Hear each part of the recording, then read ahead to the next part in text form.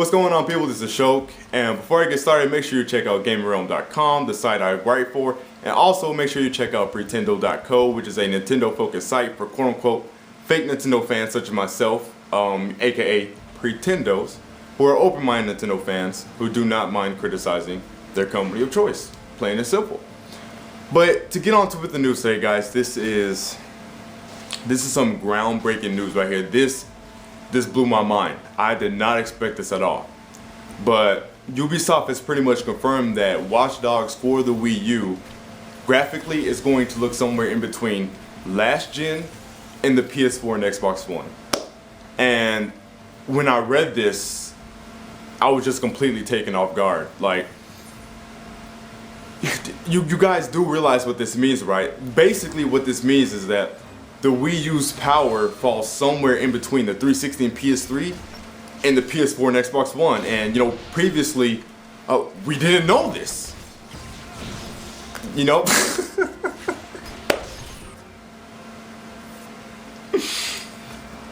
I just don't understand. I just don't understand. Why, oh why, is this news?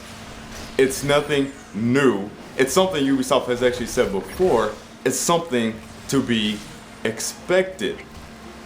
Why is it news that Watch Dogs on the Wii U is going to fall somewhere in between last gen and the next generation competition? Why is that news? Because I could have swore this whole time we knew the Wii U's power was somewhere in between the PS3 360 and the Xbox One and PS4. I thought that was a universally accepted known fact by now, but apparently not. Apparently, some people were expecting the Wii U version to be on par with the PS4 and Xbox One. Who in the right mind has said the Wii U is just as strong as the PS4 and Xbox One? And if you guys have seen a delusional Nintendo fan who has said that, a delusional Nintendo fan who expected the Wii U version of Watch Dogs to be on par with the PS4 and Xbox One, please point them out to me so I can shoot them. Plain and simple. Please point them out to me so they could be shot. This is common sense. I don't even know why this is news. Why is it even worth bringing up? It's not on par with the PS4 and Xbox One. Why would it be when it's weaker hardware? That makes no sense, people. But to conclude this video, and this part right here has nothing to do with the systems, guys. This is about you guys and what you have said and your flip-flopping and hypocrisy. I repeat, this is about you guys. It's not really about the systems.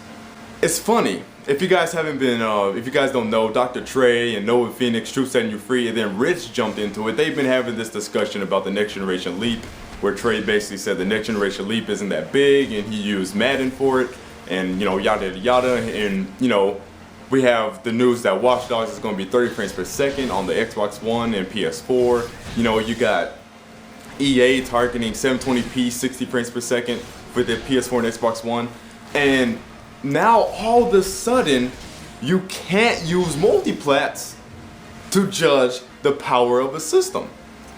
So that's what people have been saying now. They've been saying, one, you can't use multiplats or cross-generation games. Rich said that. Rich said what Trey did was stupid. And then people say, well, you know, yes, you know, some of these games aren't 1080p, 60 frames per second. Rise is 900p. You know, EA's targeting 720p, 60 frames. But just let the developers get used to the hardware. But where have we heard this before? We've heard this from Nintendo fans. We've been saying these two things since the beginning with the Wii U, but for some reason when it came to the Wii U, those reasons are not valid. But then when it comes to the PS4 and Xbox One, all of a sudden the same reasons and arguments you guys were fighting against from the Nintendo fan base, you guys have adopted and are now using, and the saddest thing about it is that you guys don't even realize it. How can you blatantly contradict yourselves so hard and not even remotely recognize that you are doing so? That makes no sense to me, people. That makes absolutely no sense. And actually, the second point is kind of weaker in the case of the PS4 and Xbox One, because the PS4 and Xbox One are actually both very straightforward pieces of machines to develop for. They're pretty much mini PCs. They are emulating PC architecture. They are using x86.